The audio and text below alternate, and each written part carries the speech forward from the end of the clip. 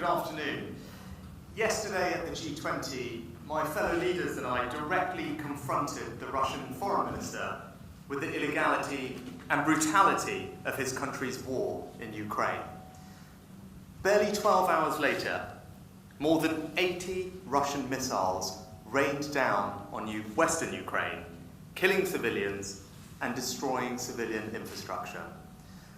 While other world leaders were working together to tackle the greatest challenges our people face, Putin was launching indiscriminate attacks on civilians in Ukraine. In the wake of these attacks, today we held an urgent meeting of allies to underscore our solidarity with Ukraine and Poland.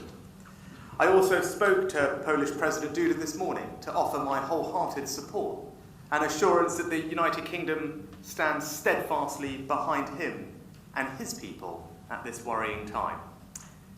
We should all be clear, none of this would be happening if it weren't for Russia's invasion of Ukraine.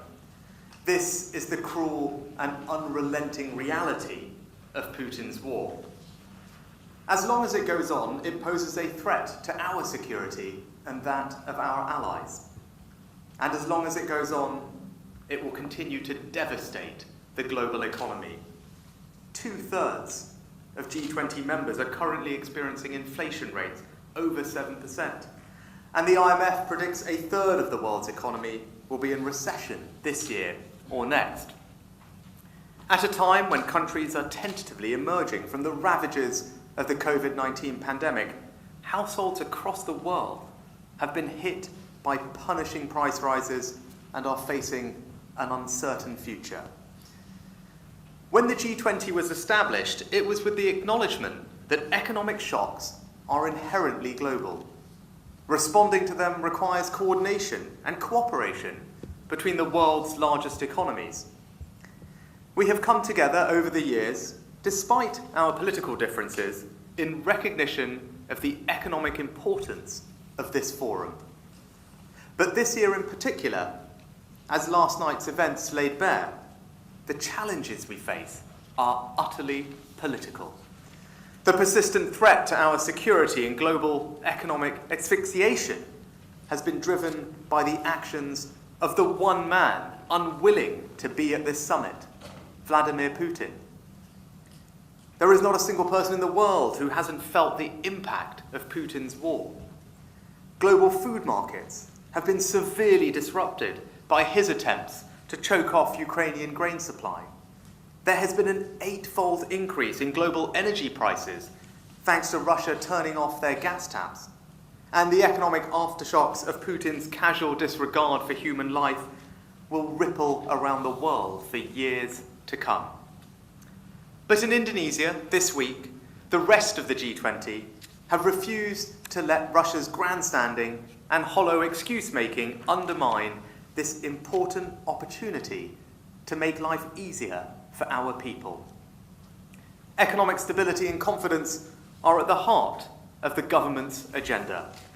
That means being a constructive and reliable member to the international community, using our influence to help keep global prices down and create the conditions that will help the United Kingdom and other global economies return to growth. At this summit, G20 partners have come together to strengthen our international economic foundations, making ambitious commitments to help the most vulnerable, reduce global reliance on Russian fossil fuels in favour of greener, more secure alternatives, and drive a better future where no country has the power to devastate the global economy. I'd like to thank the Indonesian President Jokowi for the role he has played in hosting these discussions and leading the G20 at this challenging time. Tomorrow, the Chancellor will build on these international foundations when he makes the autumn statement, outlining his plan to get the country on a positive trajectory, put the public finances on the right footing, and get debt falling. By promoting free markets, forging strong international relationships, and prioritising our stability and security, we will build a global platform for the United Kingdom to thrive, giving the people of our country the certainty that they need. Thank you. We'll take some questions from the press, I think starting with Chris from the BBC. Chris, over to you. Thank you, Prime Minister. Chris Mason, BBC News. I think disputing what we've heard from President Biden. He said it's unlikely that the explosion in Poland was caused by a missile that was fired from Russia. I think what UK intelligence reports are saying, what you've heard from them. And if I may, what do you say to people today seeing this news who are deeply worried that a moment like this, even if not this particular incident, could see the UK drawn into a war with Russia? Thank you, Chris. Well, this is something that we discussed this morning at our meeting of allies. And I think what we all agreed this morning was that it was important for our teams to establish the facts. And that is exactly what is happening as we speak. There are teams on the ground involving not just the Poles, but also the Ukrainians, Americans, and others. I think all of us want to get to the bottom of what happened, and it's right that we let that process conclude. But to your second point, and taking a step back, the reason we're even having this conversation is because yesterday Russia rained down over 80 missile strikes on the Ukrainians, on civilian infrastructure, electricity, water, and such like. That's why we're having this conversation, and we can't lose sight of that fact. But we will get to the bottom of what happened, and that's what the teams are doing as we speak. Anushka, ITV. Prime Minister, when you were woken up at 5 a.m. this morning and told about this mishap getting as far as Poland, did it bring home to you how quickly this war could escalate? Yeah, that's why one of the first things I did this morning after receiving the news was to call President Duda of Poland. Poland is a staunch ally of the United Kingdom, and I wanted to give him my personal reassurance and commitment that we stand steadfast with him and his people at this time. We're there to help them with what they need and to express my sympathies for the loss of life that his country have experienced. But it does, as I was saying to Chris, just put in stark reality what happened yesterday. And I also spoke to President Zelensky earlier today with Prime Minister Trudeau, where he described what was going on in his country yesterday, and it's awful to hear. As I said, over 80 missile strikes targeting civilian infrastructure with the loss of civilian life. That's what's happening, and by the way, that was happening at a time when the G20 was gathered trying to find resolution to some of the world's challenges, and at the same time Putin was raining down indiscriminately that volume of missile attacks. I think it shows utter contempt for the international rules-based system, and that's why it was right that together with allies we called out his illegal and barbaric war strongly at the sessions that we had. Ryan, where are you? Ryan, hi. Prime Minister, in one interview yesterday you said illegal migration was your number one challenge. In a separate interview you said inflation was your number one challenge. Can I ask you, ahead of the autumn statement where millions of people may be worse off, what is your number one challenge? Yeah, well, my absolute number one priority is making sure that we deal with the economic situation that we face at home. With more news of inflation today, it's the number one thing that's on people's minds. It's the thing that's causing most anxiety. Opening up bills, seeing the emails come in with rising prices, and that's why it's right that we grip it. And tomorrow the Chancellor will set out a plan that will enable us to do that. I think the first thing to say about that is that it's a global challenge, and I've been having lots of conversations with my fellow leaders at this summit. You heard what I said about some of the statistics from the IMF about the breadth of this challenge across the world. That's caused by the legacy of COVID, it's caused by what Putin is doing on energy prices, but that doesn't make it any easier, which is why we need to take decisive action at home to get our borrowing and debt on a sustainable trajectory. We'll do that because that will help us tackle inflation. It will help us cut the costs of things. It will help us limit the increase in mortgage rates.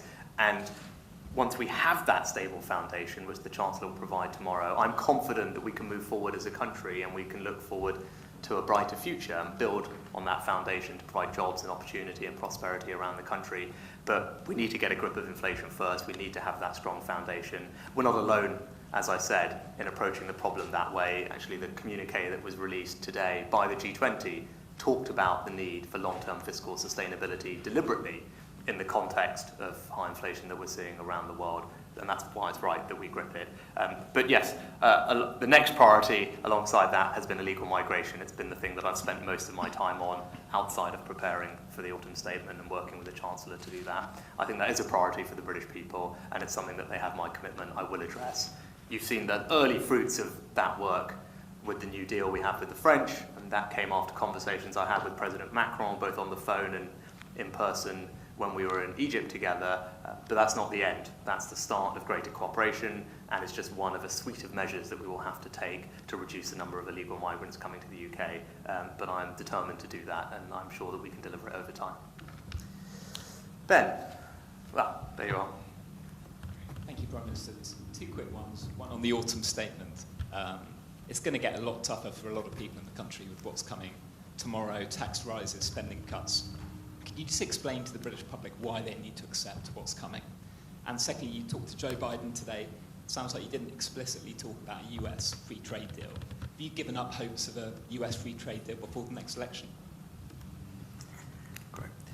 I think what I'd say to people watching at home is, we were just discussing actually to Ryan's question, what's people's number one anxiety at the moment? It's the rising cost of things. It's inflation. That's what's eating into people's living standards.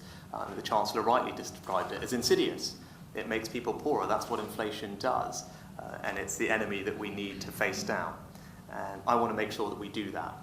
And we do it as quickly as possible. I want to limit the increase in mortgage rates, because that's also causing anxiety for millions of homeowners across the UK. And given that we're facing these global economic shocks, we are going to have to take some difficult decisions at home to protect ourselves against those and to start getting a grip of inflation, reducing it and limiting the increase in mortgage rates. So that's why we're doing what we're going to have to do tomorrow. But what I would also say to people, they kind of got a glimpse over the summer of what can happen if we don't get these things right, and we want to make sure that we do, and we have stability and confidence in the United Kingdom's economy.